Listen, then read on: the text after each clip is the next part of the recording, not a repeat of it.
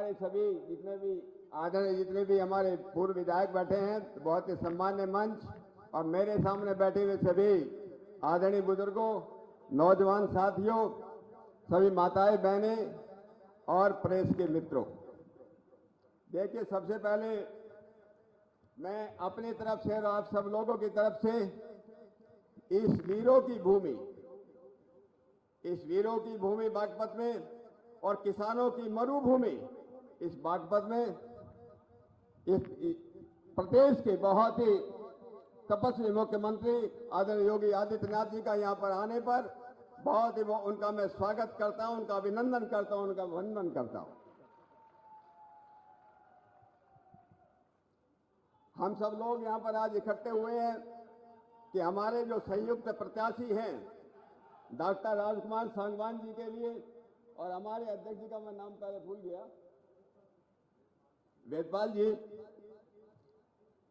मैं जितने भी हमारे साथी यहां पर आए हैं, मैं सबसे पहले बागपत की इस पवित्र भूमि को प्रणाम करता हूं। और इस बागपत के भूमि के पुण्य प्रताप के कारण ही बहुत लोगों को ये बात मालूम है, लेकिन कुछ बातें बार बार बताना भी पड़ता है। मैं बागपत के छोटे से गांव में बासोली में पैदा हुआ, किसान परिवार में पैदा हुआ, और किसान परिवार से पैदा होकर के इस देश के सबसे बड़े शहर बम्बई का मैं पुलिस कमिश्नर बना,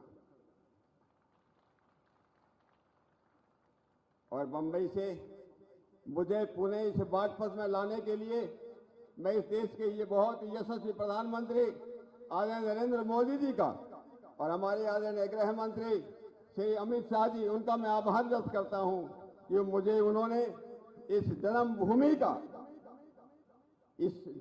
की सेवा करने का, इसका कर्ज उतारने का एक बहुत सुनहरा मौका दिया।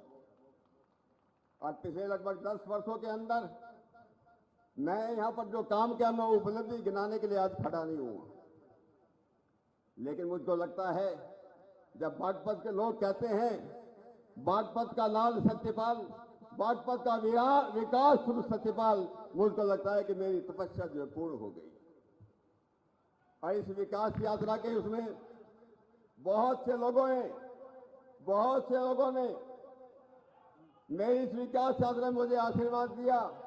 और सबसे पहले मैं अपने आदरणीय प्रधानमंत्री मोदी जी का धन्यवाद करता हूं कि जब भी मैं कभी बागपत के विकास के लिए उनके कोई मांग लेकर के गया, उन्होंने मुझे कभी निराश नहीं किया।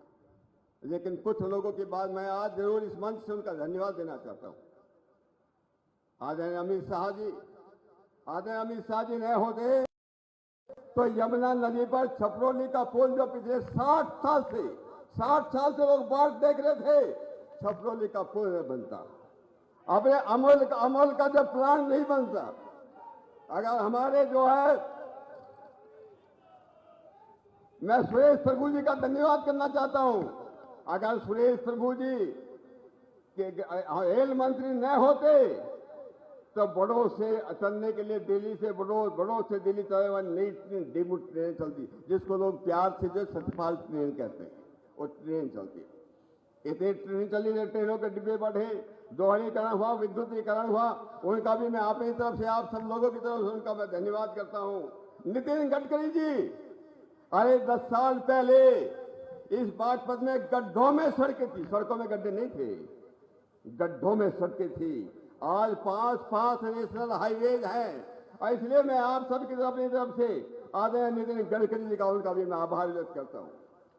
मैं पीयूष गोयल जी का धन्यवाद करता हूं कि हमारे चोरी में 1200 करोड़ रुपए का पावर हाउस दिया। मैं धन्यवाद करता हूं आदरणीय श्रीपाद नायक का, जिन्होंने जो है हमको आयुष हॉस्पिटल दिया। मैं धन्यवाद करता हूं चौधरी वीरेंद्र सिंह का, जिन्होंने हमें 8 गांव के रूरबन योजना दी। मैं धन्यवाद करता हूं आदरणीय प्रकाश जावड़ेकर का, जिन्होंने हमें बावली में सेंट्रल स्कूल दिया। मैं धन्यवाद करता हूं आदरणीय अश्विनी चौबे का, जिन्होंने जो CGHS हॉस्पिटल दिया बागपत के अंदर। मैं धन्यवाद करता हूं असीम अरुण जी, एक नए मंत्री बने, हमारे पुलिस वाले रहे हैं, और अभी चांदन हिड़ी के अंदर 40 करोड़ का, महाराज जी आपके आशीर्वाद से 40 करोड़ का एक जो आवासीय विद्यालय बना है। और वहां पर मुझे उस चांदनहिली गांव बड़ा कठिन गांव रहा। वहां पर सबसे बड़ा आदमी, एक 86 साल का वृद्ध आदमी, उसका नाम चौधरी धर्मपाल सिंह, उसने मुझे कहा कि मैं नहीं, ये गांव, ये क्षेत्र पीढ़ियों तक आपका कर्ज नहीं उतार सकता। मुझे एक ही बात का दुख है, एक ही बात का मलाल है कि मैं आपको वोट नहीं दे पाया। मैं आपको वोट, मुझको लगता है इससे बड़ा मेरे लिए दूसरा कोई इनाम नहीं हो सकता।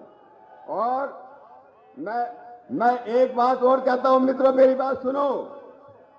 अगर योगी जी न होते, योगी जी उत्तर प्रदेश के मुख्यमंत्री न होते, मेरे पास उनका धन्यवाद करने के लिए, उनका आभार व्यक्त करने के मेरे पास कोई शब्द नहीं है।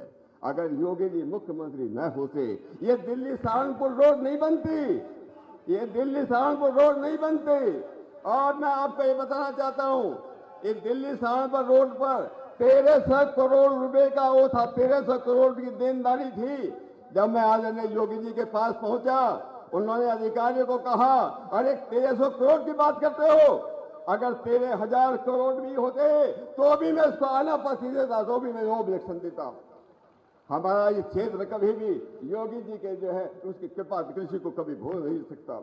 मैं ये कहना चाहता हूं, हमारा बावली का सेंट्रल स्कूल शायद उत्तर प्रदेश के अंदर अकेला उदाहरण होगा, अकेला उदाहरण, जहां बावली के सेंट्रल स्कूल के लिए आदरणीय योगी ने केवल 18 घंटे में, 24 घंटे में नहीं, 18 घंटे में जो अपना नो ऑब्जेक्शन दिया, अपना जो है, मैं खत्म नहीं कर रहा हूं।